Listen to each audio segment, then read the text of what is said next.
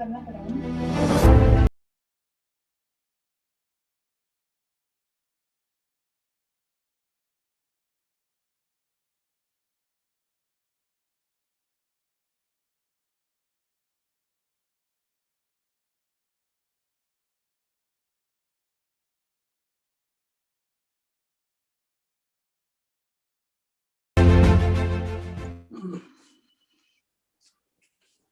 Thank you, Shane. Dear all, thank you for attending the 53rd annual session of NFJS. Okay, thank you everyone for joining. Martin Luther King once said, the ultimate measure of a man is not where he stands in the moment of comfort and convenience, but where he stands at the time of challenge. In that way, today's NFJS topic and our guest speaker is very special. He's here to speak with us on how he and his team overcame the extreme challenges that India and Maharashtra faced during the COVID-19 pandemic. We are really fortunate that we have with us somebody who really emulates our concept of no fluff, just stuff. I.P.S. officer and commissioner of Railway Police, Mr. Quaiser Khalid. We welcome you, sir. Thank you. Mr. Good morning. Hello. Yeah, Thank you, sir. please. Yeah. Mr. Khalid started his career as the Assistant Commissioner of Police and is presently serving as the Commissioner of Police Railways, Mumbai. Previously, he was the Inspector General of Police, Maharashtra. Mr. Khalid is an experienced commissioner with a demonstrated history of working in government administration. An officer of the Indian Police Service, Mr. Khalid has over 23 years of experience in public administration, policing, student counseling, social reform, motivational training, and community services. Over and above this, he also has an artistic side. Being an Urdu and Hindi poet, Mr. Khalid is also the founder president of non-profit and literary organization such as Pashban-e-Adab in Mumbai and Jasn-e-Adab in New Delhi. His first anthology titled Shavure-e-Asr, The Consciousness of Times, was published in 2014, and he was awarded the Maharashtra State Urdu Sahitya Academy Award. We now welcome Mr. Khalid to address the 53rd annual NFJS session and share with us his experience. Over to you, sir. Thank you. Good morning. Assalamu alaikum. Namaskar. It's a pleasure to be associated with such wonderful people on such a lovely platform. Friends, it is difficult to recount the things that you have done, because I've always believed that it is the action which speaks louder than words, and let the action be seen by people. However, since I've been asked to speak on a subject which has been of very recent origin, probably none of us would have ever seen a lockdown.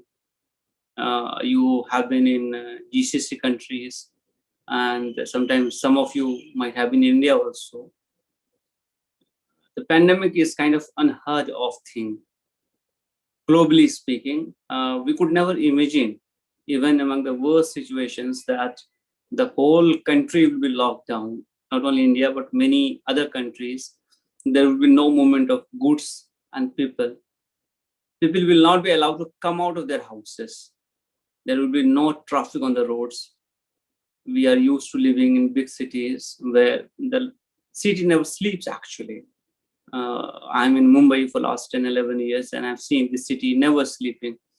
Whenever you go out on the road, you'll find some vehicle passing, some people sitting, chatting, somebody roaming around here and there. So therefore, the concept that there will be nobody on the road, in the trains will not run, public transport will not move, people will be confined to their houses, was something which was completely a shocker for most of us. We are used to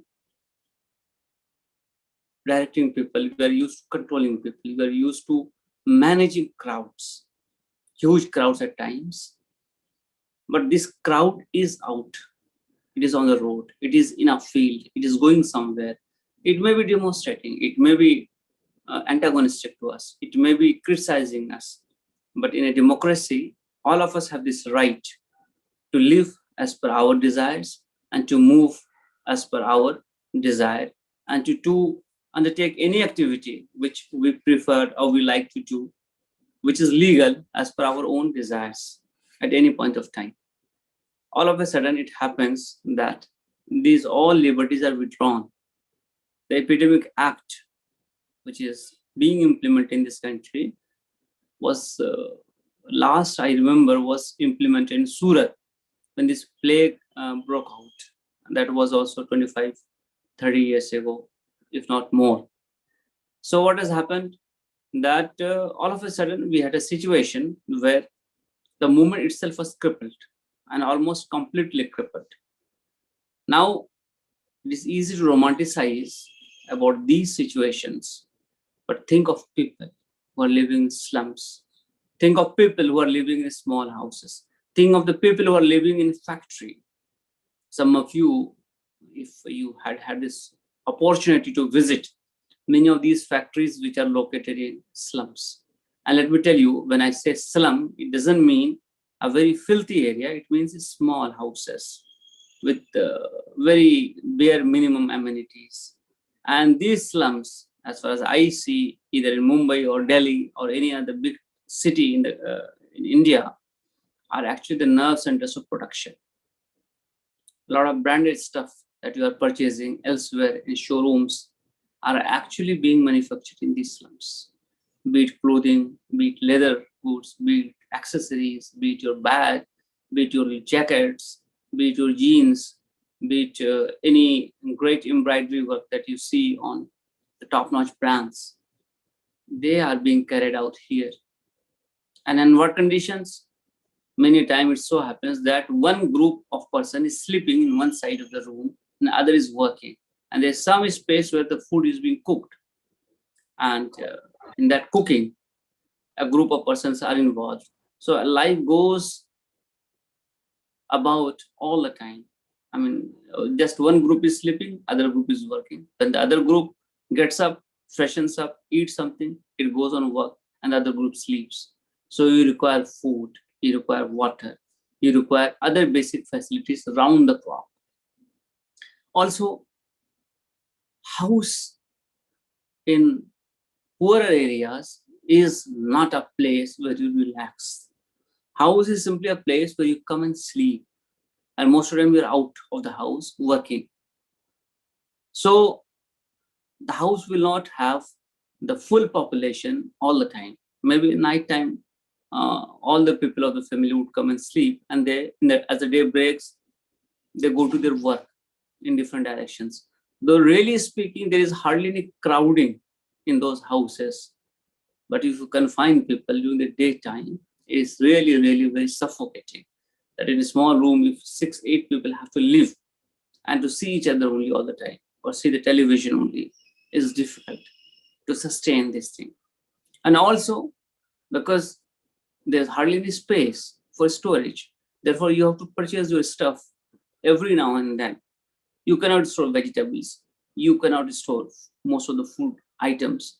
You cannot store most of your daily requirements of the things. You actually purchase and consume it because there's hardly any space in the house. And when all of a sudden the market closes, then you are left with nothing. You have money, but there are just no goods available. There is no commodity shop open. So what do? How do you feed yourself? How do you survive? From where do you get your stuff, your things? Okay, if it would have been for say 10, 15, 12, 20 days, people might have shared things and could have managed the situation. But what happens if it continues for 3 months or 6 months? Very difficult challenge. I worked in Mumbai for a long time, almost 10 years. And having been active in social activities, social service, as my introduction was being read out, I have worked with students, I have worked with slum people, I have worked with the poorest of the poor. And therefore, I knew this situation and I understood what is the problem which is being faced by these people. Under these circumstances, if we were to protect and sustain human lives and protect people from hunger, from destitution, the only way out was to organize food distribution among these people unfortunate people who do not have enough resources, one, to purchase, an opportunity to purchase. So we, along with a group of other NGOs, decided on a plan. Now, the problem in COVID lockdown is this, that people cannot come out of their houses. They cannot crowd. The normal distribution mechanism, which we see and often practice, is that you actually cook food, prepare a counter, put people in line, distribute. They will sit there, eat, or they will take the food to their houses and eat there. So there is crowd. People are coming out of their houses. They are coming out of their rooms. They are actually creating a line, and that line is mostly on the road. Imagine when these things are not being permitted. How do you ensure that you are able to distribute food also and without attracting this crowding? And also remember that human nature is very fragile. Even in the worst circumstances, jealousy never fades away.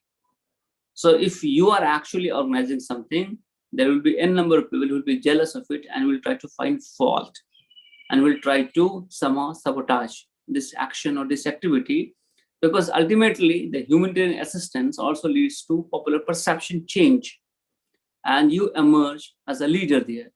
And if you emerge as a leader, as a person who came for their rescue, who stood by them and with them in hours of crisis, you are actually claiming a political space.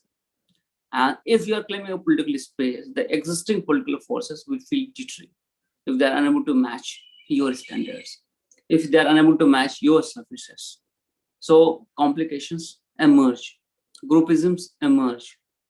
People will try to find fault in what you're doing and will try to hurt you when it hurts the most. That was a difficult challenge. And having worked in Mumbai, and especially in eastern suburbs of Mumbai, which are among the poorest of the poor, and which are the nerve center of most of these industrial activities, it was a massive challenge to organize food and other essential commodity distribution. You need resources. It is difficult to sustain a drive without resources. And even if you have resources, even if you have money, from where you are going to get the food? That was second question. So with the help of a series of networks, we set up a central kitchen in one area where it was actually existing, and we took over that kitchen. Now, even if we prepare food, how do we transport that?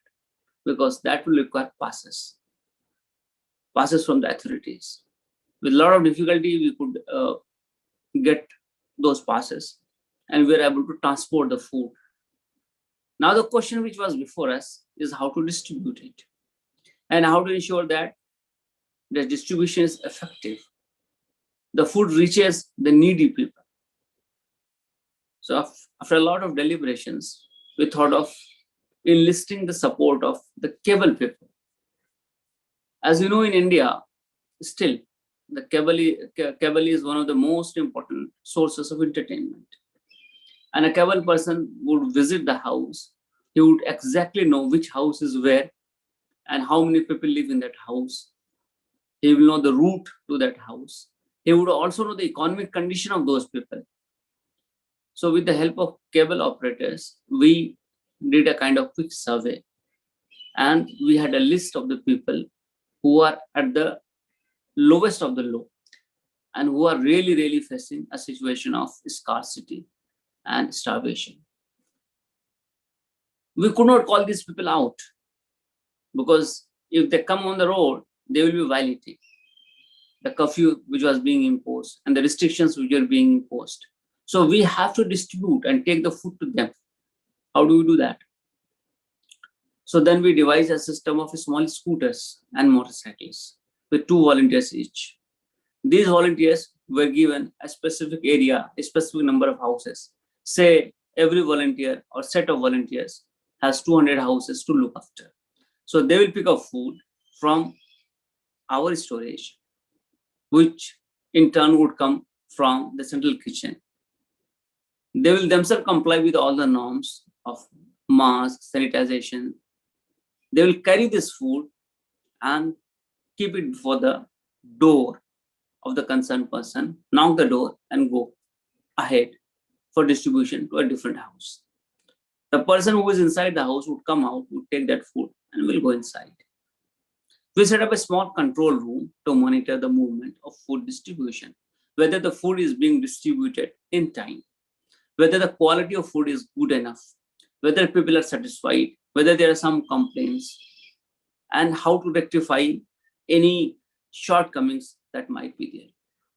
So with this distribution mechanism, we found that we can distribute the food efficiently, but then we were running out of resources. So we sent out a lot of appeal to different organizations, donors, NGOs, corporates, and requested them to help us, extend help to us under their corporate social responsibility. And I'm happy to share that a lot of good institutions, they actually came forward. They supplied nutritional food, they supplied cooked food, they donated fruits, dates, milk, ration. We repackaged them and we distributed them. We got fortified khichdi material, which you just have to boil, and the khichdi will be made or will be ready, and it will be nutritious because it has fortification in terms of vitamins, in terms of certain proteins and all that. With that kind of food and with that kind of distribution, I'm giving just one example, that the Taj Sats Corporation, which is supplying food to aircrafts, was kind enough to supply food to us also. So for the first time, we were able to secure a food which is being served to the uppermost echelons of the society, being distributed in slums. The trucks used to come and they used to deliver food. A lot of other industrial groups, commercial groups, PSUs also help us out. Now, during this lockdown, if you remember, the fasting season also came, Ramzan. Now, since eastern suburbs has substantial Muslim population also, therefore the usual timing of the food preparation and distribution had to be altered, because people will not be eating in the day. They will need iftar and they will need food for sehri. So what do? So we marshaled resources. We tapped milk from its very source. In Mumbai, if the milk is being sold at 52 rupees a liter, we source it from dairy at almost 50% or 60% the cost. We used to take trucks or tankers of milk from the dairy directly. Also, all the people who were selling fruits and vegetables in that area, we networked them and we requested them, whatever is unsold portion of their fruit or vegetables, they should sell it to us on cost to cost basis in the evening, so that they also do not incur losses and we are able to get good quality supply at a reasonable price. So we started under central kitchen in that area itself, and we started cooking this iftar and sehri, and started distributing accordingly as per timing. Such was the confidence of people in our networking and distribution that we started getting other demands. Many people had food, but they had no kerosene to cook. So we arranged for kerosene oil distribution. There were many people, families which were affected, which were not having sanitary napkins.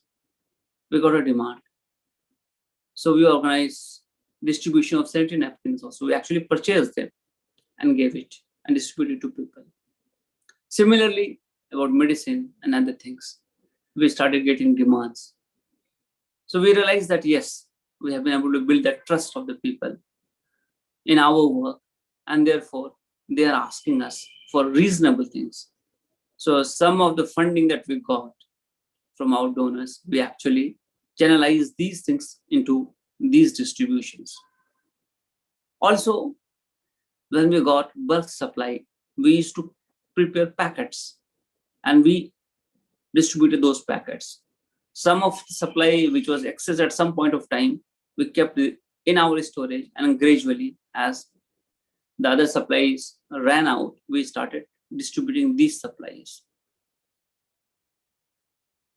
All in all, towards the end of this season, we were able to distribute 30,000 food packets per day for the people.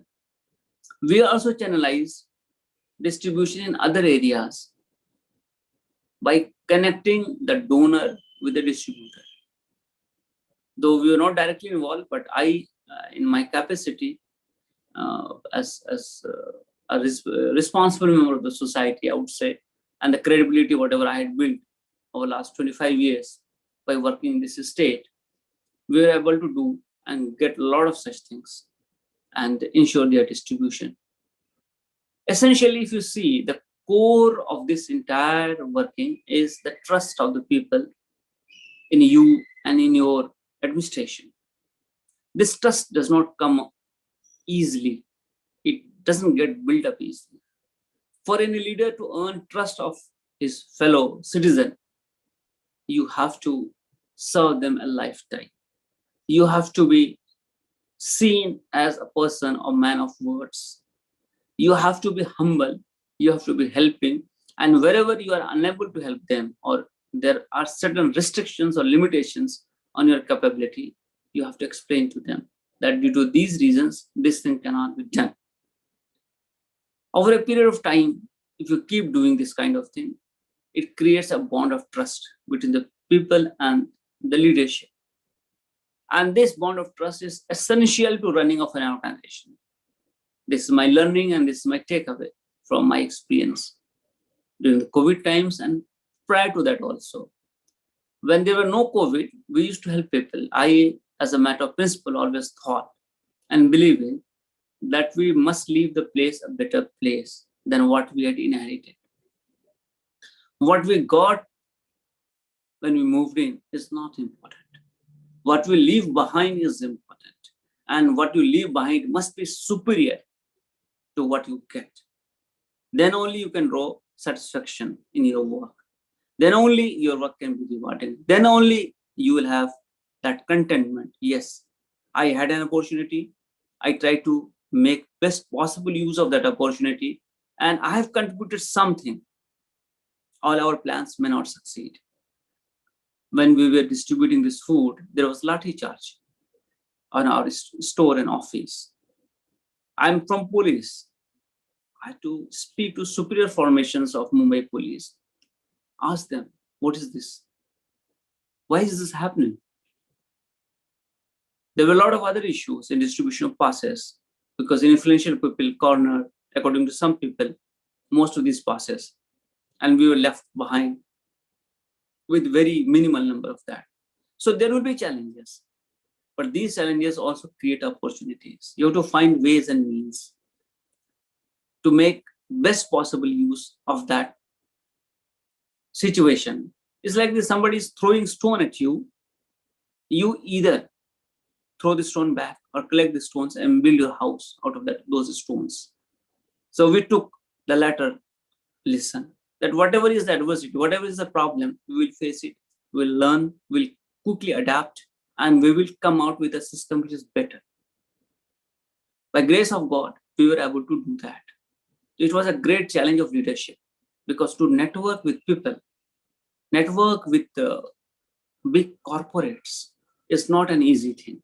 They will not come out and help you unless there is a credibility, unless they cross-check and find that, yes, he's a person who can be trusted and who is capable and competent to further their own goals of serving the people. So we had help from, as I spoke, I.P.S, from Reliance Foundation, from a lot of other things, from Chef Sanjeev Kapoor, from a lot of other trusts, NGOs, Swaminarayan, the Mandir Group, Haji Ali Dargah, then Diniyat Trust, then Makhdoom Dargah. I'm aware of the work done by Harivansh Rai Bachchan Foundation, and a lot of other things. We need to network. And towards the end of this lockdown came the evacuation drive of the laborers who were stuck up. That was a different kind of challenge. Till now we were distributing food. Now we have to send these people on trains to their hometowns. Now that was a very tedious process because you have to prepare a list, you have to get them registered, you have to bring them, these people, much in advance. You have to ensure that they get allotment in a rail or in a bogie, and they are there on time and they comply with government directions, and then they are seen off so that they reach their hometowns or destinations in proper shape, healthy and well nourished. We have been scolded by our seniors. We have been scolded by our village people, our people from the area. What are you doing there? Why it is happening? Why it is taking so long? Why we have to stand in line, stand in queue for such long time, and all that. And I'm not the only officer. There are a number of other officers who are working here and who manage these things. They have all been scolded by our fellow brethren back home, our relatives, because their expectations were very high. Since we are here, we are in Mumbai town, we are in a position to organize these things, so we must do it very quickly. You can well imagine a situation that where we have to arrange for railway bogies or trains, where we have to evacuate close to 12 lakh people. The other day I was seeing, we evacuated around 12 lakh people by train. There were a lot of charter flights. There are a lot of buses organized. And all these things will have to go trouble-free. They are not stopped at different district or state borders. They have to have proper documentation. All those things were there. And we, by grace of God, were able to organize this drive. And I'm happy to share that the governor of Maharashtra has recognized our efforts and he has awarded us, I think, twice or thrice in the Raj Bhavan, Governor's House, in different programs. All in all, what we learned from this thing is you have to be very, very clear about your goals. The networking is very important, and you have to have a network with credible people and institutions, and they must have trust and faith in you. Your capability to organize relief and rescue is something which is a very difficult kind of thing. We're not trained for that. I think We're not trained for that. So, and then our people are also not trained with that. And in police, if you see, while we're enforcing the lockdown, hundreds of our brethren have been infected and scores of our people have died. Across the Maharashtra, large number of thousands policemen have been infected. See, when you check somebody and when you impose restrictions, then you are actually exposed to that person. He might be a carrier. When somebody is on the road, then you need to check his papers, his documentations. That brings that person in one-to-one contact. Despite precautions that are being taken, the exposure was there. It could not have been removed actually. Our own health was fragile. Our people suffered because the trains had stopped, which was the main mode of transportation. The buses were also not plying. So that was under difficult situation. People had to travel hour or 2 hours on motorcycles to come on job. All the hotels were closed, though there was problem of their own food. And if you remember, this happened in peak summer. So summertime, the temperature is pretty high because of all the shops are closed, institutions are closed. So drinking water also became scarce. Their own health and then exposure to sun and stroke was there. So it was the most challenging time to do duty. And this duty was never ending duty. It continued for at least 6 months. So a very difficult situation. And during that situation, to network with the people, to marshal and garner resources, to ensure their distribution, and to win the faith of people was a challenge. And as I previously mentioned, that this challenge was not only limited to the logistics. The challenge was also human. The challenge was also our own emotions. The challenge was also the rivalries. The challenge was also the emergence as a leader. The challenge was institutional also.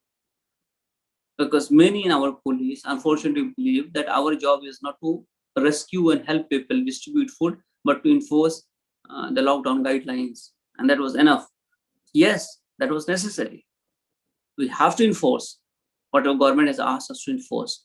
But beyond this khaki uniform, we are also human beings. And as human beings, as members of society, as members whom society trusts, members to whom society has given certain powers and privileges, we must be humane first.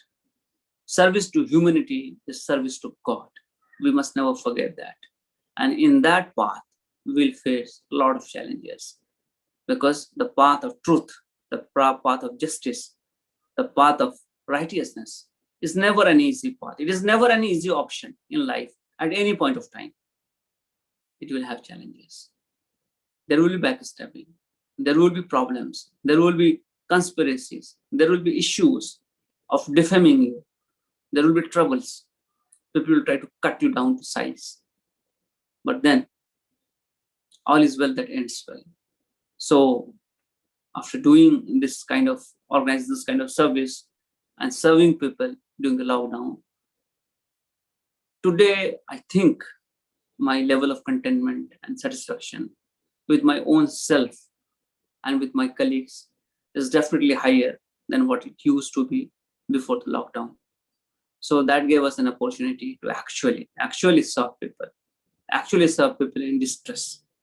I think despite the problems which this lockdown created, it also created a unique opportunity, not only for us, but also for corporates, for also other people, to show their humane face, the kinder face, their commitment to the society.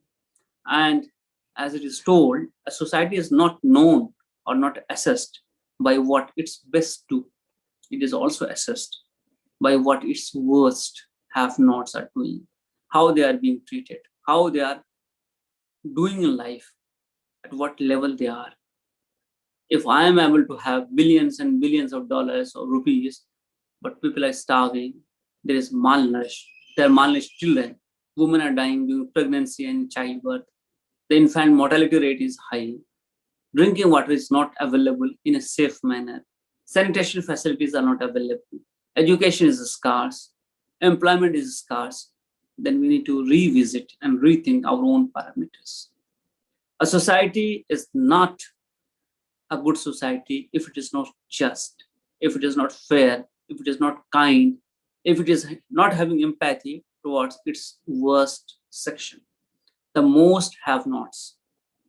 And if you look at the society across the globe, the societies which we call as progressive, which we call as better, are the societies where human and humanism and human efforts and human sacrifices to raise the level of the have-nots has been at the highest. This crisis offered an opportunity to this country and other countries and other places as well. So this was a small talk or presentation or brief on what we did as police officers, what we did as human beings, as members of society, and what we faced, what were our experiences during that period. But I think the biggest asset that a human being could have and has is hope. It never dies down, and it should never die down. Thank you.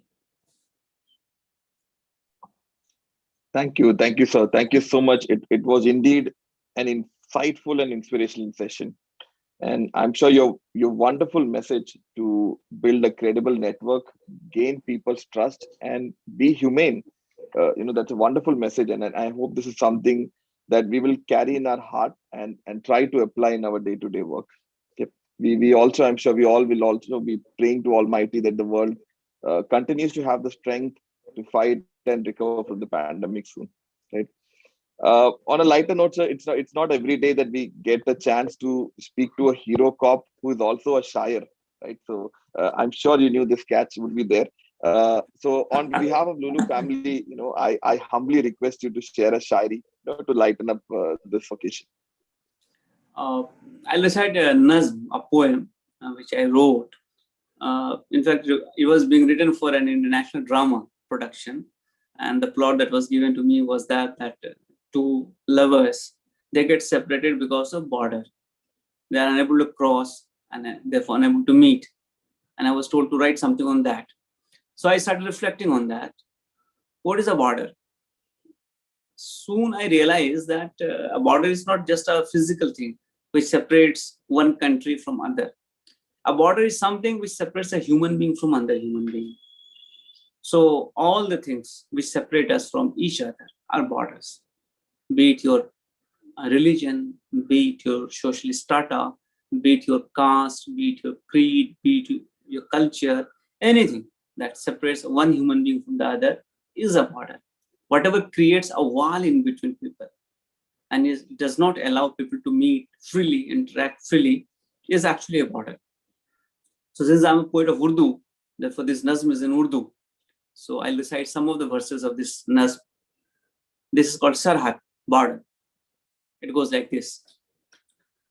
मिलने दो, अब मिलने दो ना, मिलने दो, अब मिलने दो ना, दिल से दिलों को जुड़ने दो ना, दिल से दिलों को जुड़ने दो ना, कलियां दिलों की खिलने दो ना, कलियां दिलों की खिलने दो ना, मिलने दो, अब मिलने दो ना, एक सी रंगत एक सी बोली, एक सी रंगत एक सी बोली, एक ही मिट्टी एक सी बातें, एक सी रंगत एक सी बोली, एक ही मिट्टी एक सी बातें, एक से दिन है एक सी रातें, एक से दिन है एक सी रातें, ख्वाब भी हैं एक जैसे ही जब, ख्वाब भी हैं एक जैसे ही जब, रंग फिर उनमें भरने दो ना, रंग फिर उनमें भरने दो ना, मिलने दो, अब मिलने दो ना, दिल से दिलों को जुड़ने दो ना, रिश्ता और नाता भी वही है, रिश्ता और नाता भी वही है, ख्वाहिशो ख्वाब दुआ भी वही है, ख्वाहिशो ख्वाब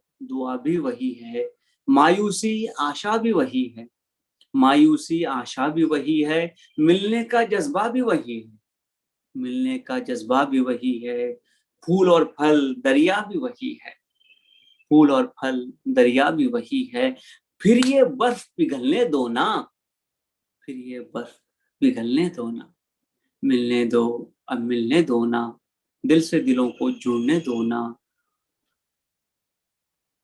हुस्नो इश्क भी एक से अपने, हुस्नो इश्क भी एक से अपने, एक सी हसरत एक है सपने, हुस्नो इश्क भी एक से अपने, एक सी हसरत एक है सपने, खौफो यकीन भी साथ हमारे, खौफो यकीन भी साथ हमारे, हर सू वहशत पांव पसारे, खौफो यकीन भी साथ हमारे, हर सू वहशत पांव पसारे, सरहद हम दोनों को पुकारे, सरहद हम दोनों को पुकारे, हाथ पकड़कर चलने दो ना, हाथ पकड़कर चलने दो ना, सरहद हम दोनों को पुकारे, हाथ पकड़कर चलने दो ना, मिलने दो, अब मिलने दो ना, दिल से दिलों को जुड़ने दो ना. Sir, wow. Well, big round of applause, guys. Thank you. Thank you so much, sir. Thank you, sir. Thank you. If only I knew this shayari before I was proposing this to my wife, right? Before the marriage, I could have used this. Thank you so much, sir. Now welcome Mr. Piyush Kumar, the group CIO, Lulu Group International, right, to share a few words and his key takeaways from the session. So please. Sure. Thank you. What an inspiring story. I would say thank you, sir. And we salute you for all the work that you guys are doing. And the way you have narrated about being a human side, and I think is really, really mind-blowing, I would say. And when people talk about call for duty, right, as a word, I kind of have not heard this term very often in the past, but when COVID happened, I think the word call for duty became so very important. And the call for duty, while being in essential services, obviously there are a lot of essential services, health services, your services, but I think what you have demonstrated is there is a call of duty beyond your professional call of duty, which I think is the most important aspect, which is the call of humanity, our duty towards our human beings. And I think to me, it was a really heart-touching explanation of the way you spoke. And I could see the feeling and the emotions that you brought in, which means that you are very passionate about it, which I think is sometimes people feel that the cops are to be seen as really in some other way, but I think you brought a very different angle of a super cop. So we salute you, we thank you for taking out time, and make sure that we wish you all the best for the future.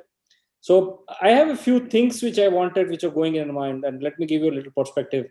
And when you talked about Surat, so I have been in two such instances in my previous lives, or in my past.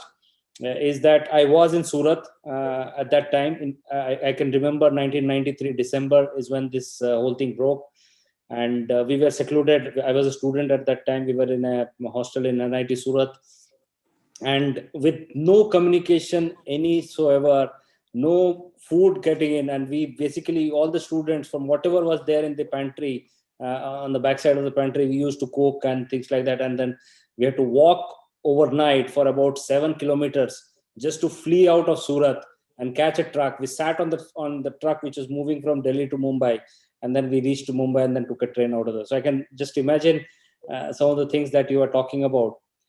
Let me ask you one thing. While you talked about the other part of it, how do you motivate your staff? So in this kind of a situation, how do you make sure that it is kind of asking your employees to go out in a field? Obviously there are people who do on the borders and things like that, but when everybody is trying to say that you stay at home, you be cautious, you take precautions, how do you motivate your staff to basically go and do the duty? And I just want to understand, how do you manage that so effectively and efficiently in the context that you have managed this event? Sir, it was really, really very difficult, because we are used to fighting a person or an enemy who's known and who is visible to us. I mean, we have fought. I work in Naxal area, so anti-insurgency campaign I have run. I have faced bullets. We have faced criminals. We have faced underworld in Mumbai. We have faced other notorious gangsters and other people. But then I'm able to see that person. I can also anticipate what moves he will make and what kind of action he will take, and how do I save myself, and how do I catch hold of that person. But here there was somebody who was completely invisible. I don't know where the virus is, and everybody was so scared. See, Mumbai, we started in February. The first cases got reported in February, and by 22nd of March we had this lockdown. Now this lockdown created unique problem for us. One, that most of our constabulary was staying away. They used to come from train. If you see Mumbai constable, what will happen, that he will be wearing this khaki pant and he will be putting a shirt on his khaki shirt, or sometimes just puts a civil shirt and khaki shirt will be in his back. So he will come on the duty, change that shirt, and he will report. Now the trains are stopped. So if he is coming from Kalyan, or he is coming from Ballapur or Vasai or Virar, then he has to travel at least for 1 hour. 1 hour means that 50 odd kilometers. So that is consuming his petrol. He has to bring his vehicle, additional cost, and there's no food available because all hotels are closed. So what do? So as a part of our drive, first we came ourselves on road. We came on road because we have to lead from front. If we sit in our cozy offices and say, constable, you do this thing, and nobody is going to do that. So, sir, aap to baithe hue ho, humko kyun marwa rahe ho? You know, there's a very typical difference. So we came. The marches that we undertook were all led by the senior most officers. Many of us got sick because of that. But then we continued that trend.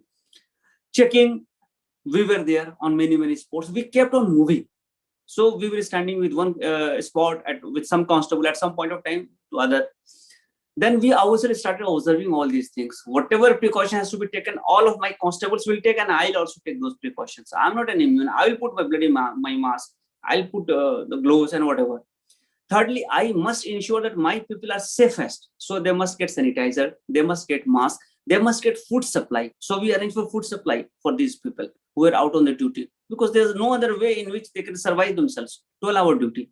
So food supply to them, water supply to them. Then making arrangement for sanitation, because we have to erect a lot of chowkis, temporary chowkis. It is nothing but a tent. So we have to arrange those things. So that as part of logistic, it was an extensive, massive challenge. How do I ensure that my constable stays on duty? For that, I was mentioning the summer heat. In Mumbai, if you are there in May or June, or even in April, the temperatures go quite high, and with the humidity kind of thing, it's sucks out all your energy. So we ensure that we must lead from the front. We must be seen sharing the same space as my own people. We must be seen getting exposed to the same kind of threat as my own people are there. And we must ensure that we all take precaution and we are able to supply the essentials. That is the food, water, and other sanitation requirements. That has to be ensured. And also frequent movement of officers. They must be seen on the road. They must be seen patrolling. Because as it is, the clerks stopped coming to offices. The office work was stopped. And so we have to be out. Also, wherever it was possible to facilitate some kind of emergency evacuation, we did that. Issued a lot of passes. Because it's so happened, and I've seen these examples. A girl went to meet her friends from Vasai to Virar, and the lockdown happened. So what is happening? The trains have stopped. She is there in friend's house. She is unable to come back to her family. She needs a pass. So with the SP of the district, we contacted and then we got a pass issued to her, and then she could be brought here. So this has happened to a lot of people. Patients were there. They had come to Mumbai, Tata Memorial and other hospitals. They got stuck up. One of my friends, his child got born on 12th of March. So people from UP had come to see the child. And 22nd, you have this lockdown. So in a house, you have 20 people who have come to see the child, and they are all there. So a lot of challenges were there, unique challenges. We never had those challenges actually. And the worst was, in all these slums, you just cannot impose this lockdown, because how 10 people live in a 12 by 12 house? What will they do? They have to come out. When they have a shared bathroom, they have to go out. Dharavi, Gondi, Shivaji Nagar, Mankur, all big slums, because there are no toilets inside the room. They have to come out. And then, how would you keep children? So we have to be liberal with them. We have to allow them to play. With precautions, but play. Play cricket or play whatever. I cannot just put a lock outside the house and say, no, bloody, you will not come out. They will die out of some frustration. So it was a very different kind of challenge. And then there were literate people. Who are you to stop me from moving in my own country? On my own road, I pay all taxes. Have you announced that the mask is compulsory? I've heard this. Why you are demanding that I must wear a mask? Is my life. And then people, we all, in Mumbai, the culture is what? Morning you'll find a lot of people in the park because they go for walking and other exercises. Parks are closed. Where will these people be? On the road. And which roads? Internal roads. So a lot of different kind of challenges came, and we were never trained for, addressing these people. We have to show your empathy and concern, and they say, sir, ye mat karo. I cannot just get danda marunga idhar kyun ghum raha hai. I cannot do that. I have to explain to him why it is unsafe for him to come out. He says, sir, ghar mein baith ke kya karunga? And I have no answer to that. So it is such a difficult and complex situation. I mean, if you must have lived in Mumbai, you have seen we have very thickly populated areas. And in Mumbai, the houses are not self-sufficient. You go and bring your provisions from any shop. The shops are open all the time. So all of a sudden, there is no shop open. I told you that example of sanitary napkins. I mean, the woman said, called up, bhai, wo napkin ki zarurat hai. Because they are not going, whom they are going to tell this thing. So there are certain kind of things which, this challenge was such that everybody got affected. I stay in Malabar Hill, and Malabar Hill is probably the costliest living area. I stay in a government quarter, by the way. So Malabar Hill or Dharavi, everybody is facing the same problem. Yeah, I also don't want to get confined to my house. I'm used to going out in the morning for a walk. I have been scolded twice by policemen while you're roaming. I know answer, said Chukla. It's my mistake. So though I was an IG, I said, Chukle lad maji. Sorry, I'm sorry, it's my mistake. So it's like this. You have to be very, very humane, and you have to be.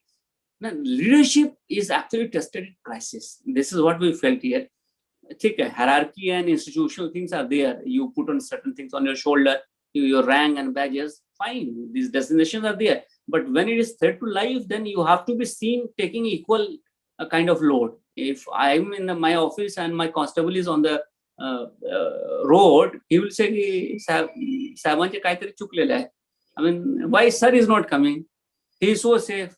So what happened when I went for this vaccination? I ensured that my bodyguard and driver also get vaccinated simultaneously, because I cannot be seen this ki I am an elite and I got this done and they are not getting done. So I requested the doctor ki, sir, out of turn इनका कर दो. मैं तो register करके आया हूँ, but since they work with me, they could not get registered. So please, इनका registration करके इसको करवा दो. So massive challenge, and not only in Mumbai, across the state, across the country, and more so in Mumbai because we do not have space. In UP and Bihar, though you have space, though it was such. And then we have international travelers here. Every day, people are coming. Now, another problem in Mumbai, getting lots of call from outside. I mean, outside country. Sab, we are coming, so will we be quarantined? Where will we be quarantined? Can you ensure this? Can I flee? Can I go to my home? You know, a lot of other issues are there, and these are relations. So I have to ensure and explain to him, look, institutional quarantine is available in all 5-star hotels. We had a list of all the hotels. The rates were fixed. So after that, then that exit certificate was another problem, because then nobody knew, the corporation officials. So we had to facilitate that you will get your exit certificate. And then people, I mean, from Delhi to Kerala, people have gone on cars and vehicles. Now, if you are crossing 5 states, you will require 5 passes. How do you get that? So, I mean, massive challenge. I told you, I have been scolded by my own brethren back home. तुम क्या कर रहे हो? इतना भी नहीं होता तुमसे? लोग लाइन में खड़े हैं, थाने में 4 घंटे से बैठा कर रखा है. अब सब करता हूँ. I mean, you cannot retort also. मैं करता हूँ. I kept one officer only for this purpose कि भाई ये सारा काम करा के रखना है. So it's like this. Excellent. And I think the key message here is, and I think we have always learned in our back in management and every kind of course that we go through, leading from the front and leading by example. I think these are two things which are so relevant in a humanitarian crisis, particularly. Yeah. And I think, as you rightly said, along with that, you have to bring in the human angle always.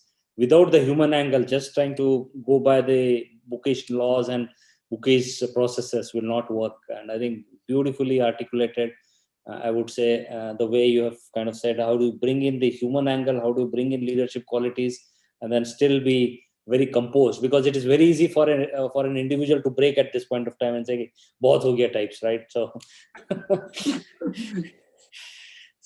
so really inspiring. I would say that thank you for all the work that you have done. So I also heard about your passion about poetry and shairi. That you, how long have you been doing it? And if you can just do a little bit more in terms of what has been, how long you've been doing it, what are your particular areas of interest in that? Sir, this is a very old disease. It started from my childhood, but then, and as Ghalib has beautifully mentioned, there are two kinds of sorrows in this world. One is sorrow for the beloved, and one is sorrow for your own stomach, tummy, or employment. The first had to be taken care of first. That means the second has to be taken care of first. That means you must find an employment so that you are able to feed yourself and sustain. So I kept writing, but after I came into services, this service gave me an opportunity to be exposed to various kind of situations. You see, all poetry and in fact all art forms are nothing but expression of human relationships. Our basic relationship is with our own self first. Then it is your beloved, your family, your society, your country, the humanity in general, your environment, events, memories, everything. So these are all relationships, webs of relationships, which are kind of engulfing us from all the sides. And police service provided me an opportunity to look very closely into these things. I've seen different kind of betrayals. I've seen different kind of relationships going worse, bad to worse, and going sour, and incest, this, that, all kind of nonsense that happens between people, and how commercial things break up, how trust goes, and everything. So what happens is every dimension of human behavior you are exposed to. So I worked on two levels. One is the person who's coming to me with a story. First, I should help him, make him comfortable. But beyond that, I also heard that story very patiently. And I used to reflect on that why has this happened? Why only should this happen? What is the alternative narrative which could have been built? And once you start delving into these kind of things, crest and trough, ups and downs, kind of crisscross path that we take, a lot of thoughts emerge, a lot of insights emerge. And literature is richer if you have insight. Or for that matter, any organization, any leadership role will only be possible if you have insight into things. And that insight helped me, like a lot of things. If you, I will coming to Dubai also, and I know Lulu is based there. We are organizing an event in the month of August, hopefully in Dubai, with Jashne Urdu. There's an organization there. With the help of that, and my two organizations from Mumbai and Delhi will be organizing 2 days literature and culture event. So there will be some discussion also. So what has happened that we have tried to bring the best within myself and within other people and connect it to a quality audience. What had used to happen in literature that the audience used to be so third rate that they needed a third rate poet or a literature, you know. So they will speak on religion, they will speak on politics, they will speak on conflicts and repetitive things, kind of slogan shouting, and we kept our own selves on the backside. Not a photograph, not a name, nothing. It is the performer or the speaker or the poet or the writer who is important. He will have the limelight. We'll all be workers, volunteers, serving, connecting it to the people who understand. Because our own thing is, it's food for soul. If you read, you get food for soul. If you listen to something good, it is a food for soul. So nothing can be better food for soul but literature. I mean, your insight. Even yesterday, one of my friends got pissed off with me because I did not return the calls. I was kind of in a meeting. So then I sent a couplet by Ahmad Faraz के इधर उधर से कई आ रही हैं आवाजें, इधर उधर से कई आ रही हैं आवाजें और उसका ध्यान बहुत ही नामाक चाहता है. So I have to focus completely when I'm thinking of somebody and speak to that person with full concentration and full attention. So it got resolved. But it happens this way, that when you listen to something good, you get an insight. I mean, when I read Ghalib or Mir or Iqbal or Faiz or Farah or any good people, Dinkar or Sumitan Pant, even Punjabi people, even Bengali writers, they have insight. Good writers will always have insight, and they will come out with something which will help you understand human better, the society better, the relationships better. So it makes you a better human being. And with police in background, somehow I got it in a dose more than warranted because I see crime, I see dead bodies, I see relationships getting spoiled and all that kind of thing. Sometimes it so happened at one point of time that my faith in relationships was getting almost close to zero. Because a lot of crime when you see, then you realize ki kya ho gaya yaar. But then I pulled myself back and I wrote about those things in my poetry. But you have to be very sensitive, and it's like brain hemorrhage. You will not, the injury will not be from outside. It will be deep inside, here or here. So ठीक है, वो नसीब है.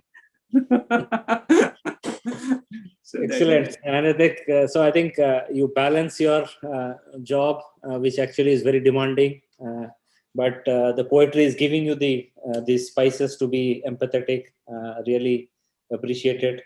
And I would say I've been kind of listening to this song, which is, although it was a very famous song, but I think because Santosh Anand, जिंदगी एक प्यार का नगमा है, बस तेरी मेरी एक कहानी है.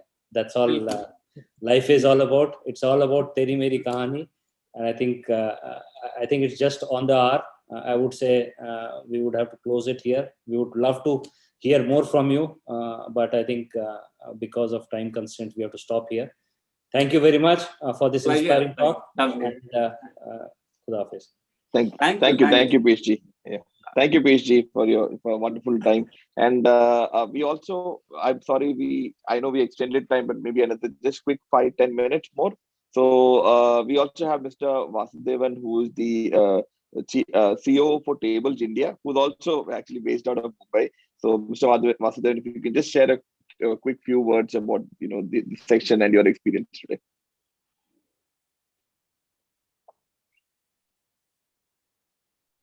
Mr. Vasu?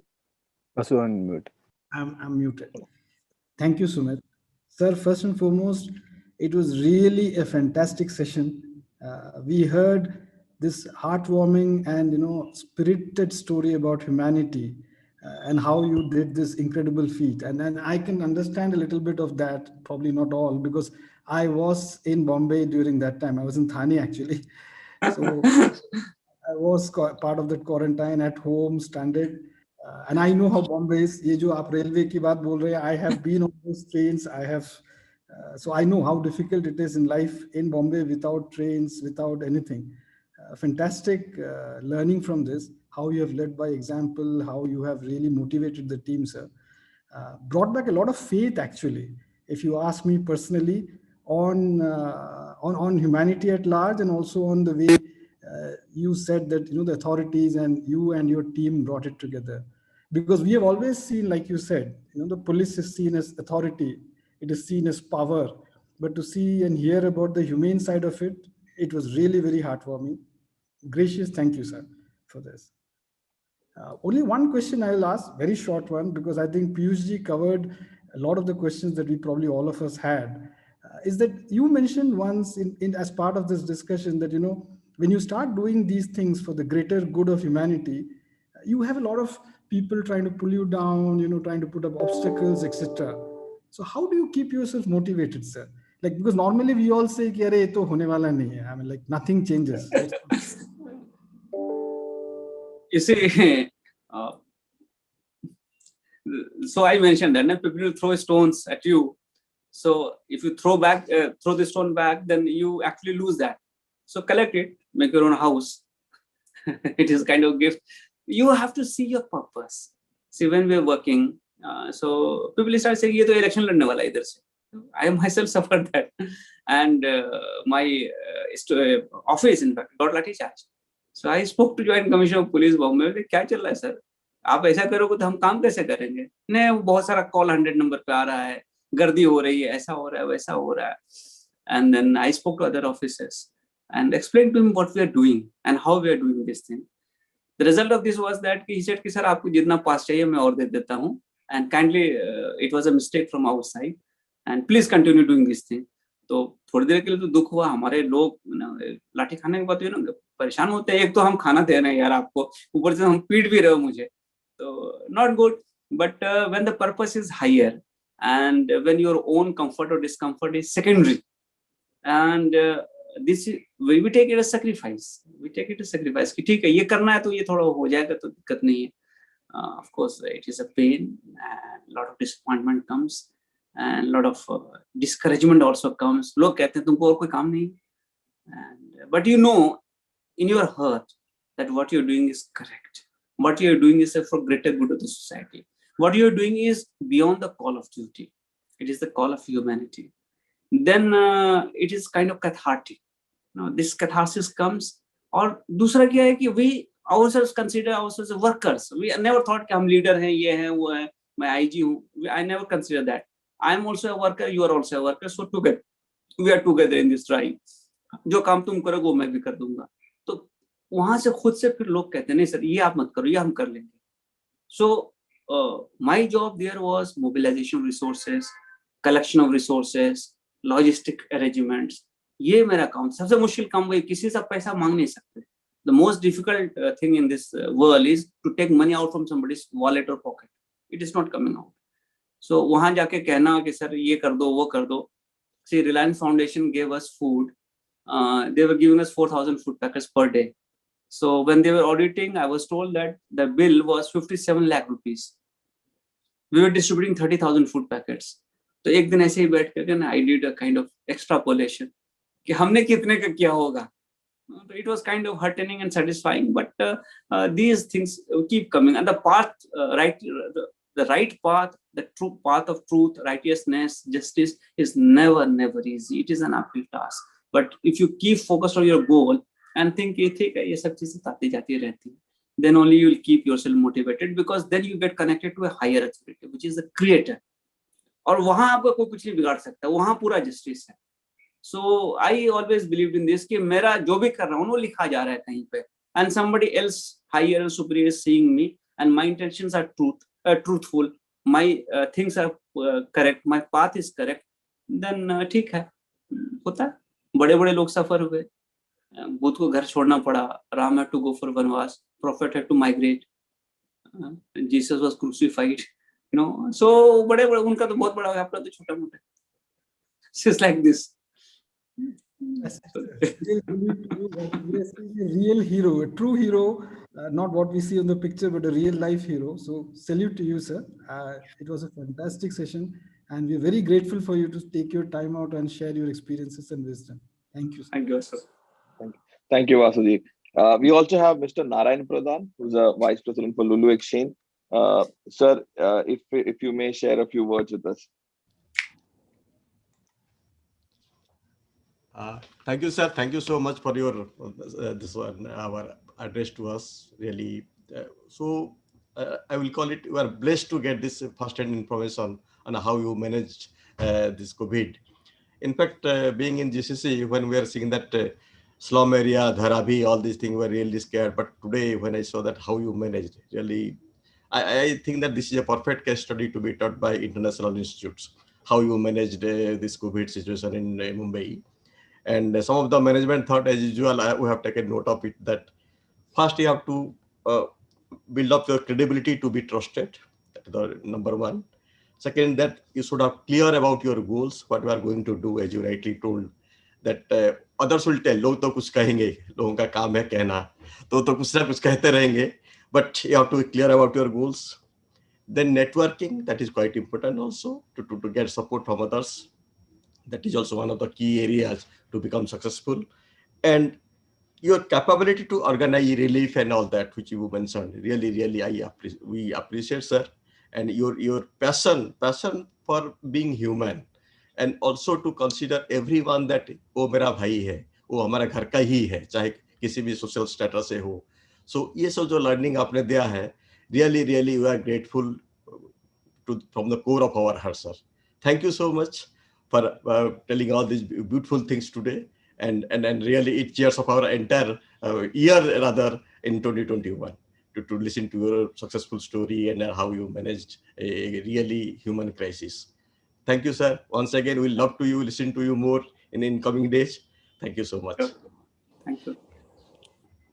Thank you, Pradhanji. I also invite Mr. Joseph Cletus, who's the head of Transformation PDD, to just share a few words on this occasion. Sumit, that was a bouncer. Quaiser sir, thank you for accepting our invitation. The word that we take back is like, no matter actually what stage we came in, we have to leave this place a better place. Sir, we will all take this to the heart, and we promise you, we will leave this a better place. Sir, thank you so much once again. Thank you. Pleasure. Thank you, Joseph. We now come towards the end of the session. Once again, thank you, Mr. Khalid. Thank you sincerely for the wonderful Sunday morning that we just had, and a big salute from all of us for all your services, and thank you so much. We're really humbled by today's session. And thank you, sir. Thank you. And I also thank Mr. Piyush, Mr. Vasudevan, Mr. Narayan Pradhan for joining the session. I sincerely thank Mr. Joseph, Unni, Sijo, Pooja, Madhavan, Shane, and entire NFJS team for arranging this wonderful opportunity. We usually always talk technical, sir, just to give you a background, but today it's a human side which connects the technology, and it's wonderful opportunity that we got today. And last but not the least, I thank the entire Lulu and PDD family for joining us today. Thank you one and all, and stay safe. Thank you. Thank you so much. Bye-bye. And Khuda Hafiz. Thank you. Khuda Hafiz, sir. Bye.